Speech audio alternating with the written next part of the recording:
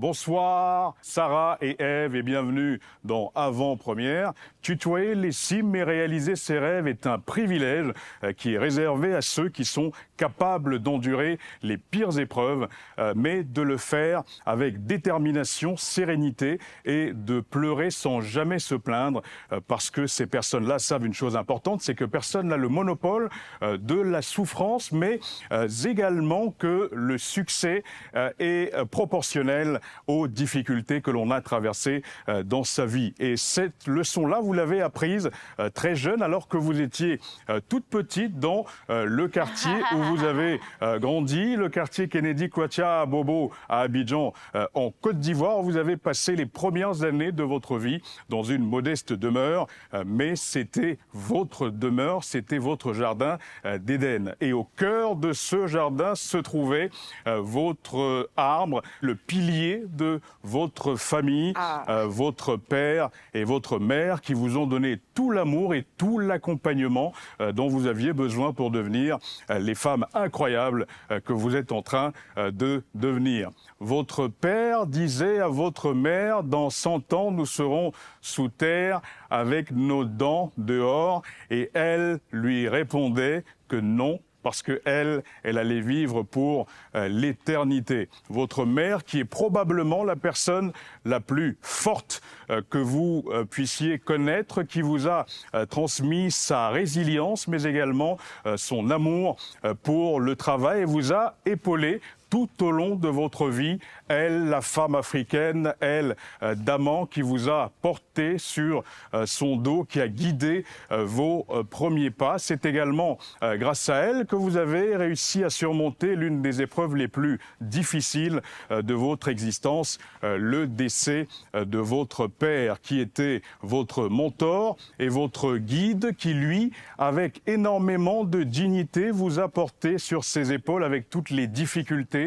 que vous avez dû surmonter dans votre vie, et vous a inculqué son amour pour le travail et également son honnêteté. S'il n'est malheureusement plus là, il est fier de là-haut de voir les filles brillantes que vous êtes devenues, les filles brillantes qu'il savait déjà que vous étiez, parce qu'il connaissait déjà votre destin, notamment toi, ma chère Eva. C'est lui qui t'a recommandé, qui t'a demandé d'aller t'inscrire à l'INSAC, l'Institut national supérieur des arts et des actions culturelles de ton pays, la Côte d'Ivoire, parce qu'il avait vu ton destin et qu'il savait que tu étais faite pour devenir une artiste incroyable. Lui qui avait passé ta vie à te regarder déjà petite, parler toute seule, parce que tu interpréter des rôles dans ta chambre, et qui te voyait également sur les scènes de tous les spectacles de ton école, danser et jouer la comédie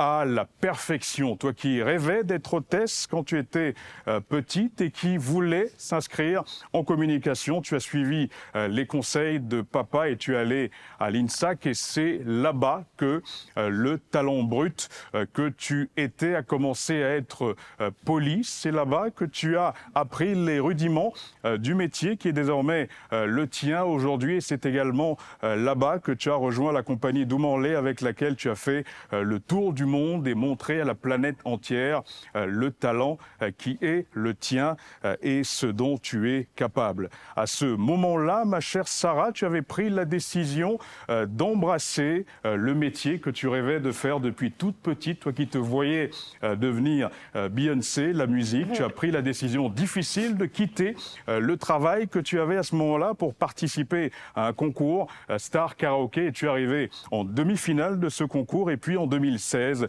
tu as participé à The Voice Afrique francophone. Malheureusement, aucun des coachs ne s'est retourné, mais il en faudrait beaucoup plus pour faire abandonner la fille de Yvonne et de Bernard Guéhi. Tu as continué à travailler dur, notamment dans les pianos-bars et les cabarets, vrai, où tu avais déjà démarré en ayant suivi les conseils de ton pianiste synthé qui savait que c'était l'école qu'il te fallait pour peaufiner ton travail et prendre la direction de tes rêves en attendant ton moment. Et à ce moment-là, ma chère Eva, toi tu faisais tes débuts à la télévision après avoir été repérée par Jean-Eudes Pocou qui a découvert ton potentiel et t'a proposé de rejoindre le casting de la série Le Grain pour y jouer un second rôle. Mais grâce à ta performance, tu as finalement été choisi pour le premier rôle. La série a fait un carton, ton nom était sur toutes les lèvres, tu as été sélectionné pour de nombreuses séries, mais également au cinéma où tu as eu l'opportunité, clin d'œil du destin, de donner la réplique à Maoula Kane, qui est l'un de ceux qui t'ont donné envie de faire du cinéma. Tu es aujourd'hui enseignante d'art dramatique et tu brilles également sur les planches des théâtres avec cette fois-ci des pièces écrites par toi-même, notamment La Tauge des Insensés, mais également le magnifique retour d'Adam et Ève dont les spectateurs d'Abidjan en Côte d'Ivoire ont pu se délecter il y a seulement quelques jours. Des projets que tu mènes comme les tout premiers avec le cœur, parce que Sarah, vous ne savez pas faire autrement que faire les choses avec le cœur,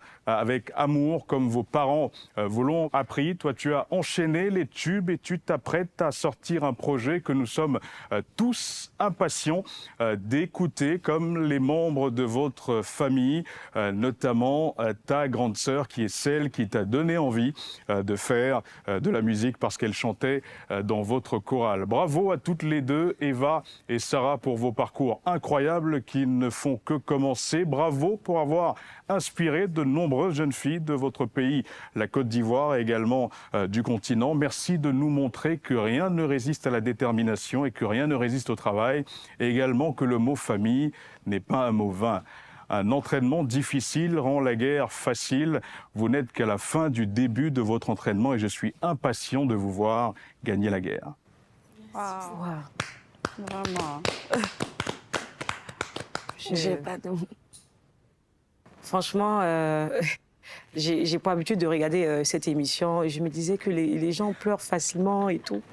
Je m'attendais pas à ce gros choc-là. C'est vrai que parler de notre papa, c'est un souvenir qui est encore très douloureux. On n'est vraiment pas passé encore à cette étape-là de l'oubli. Et parler de lui, c'est...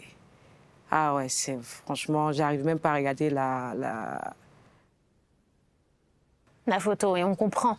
Et on n'oublie pas les gens qu'on aime et qu'on aimera toujours dans notre, dans notre cœur. Il a de quoi être fier, justement.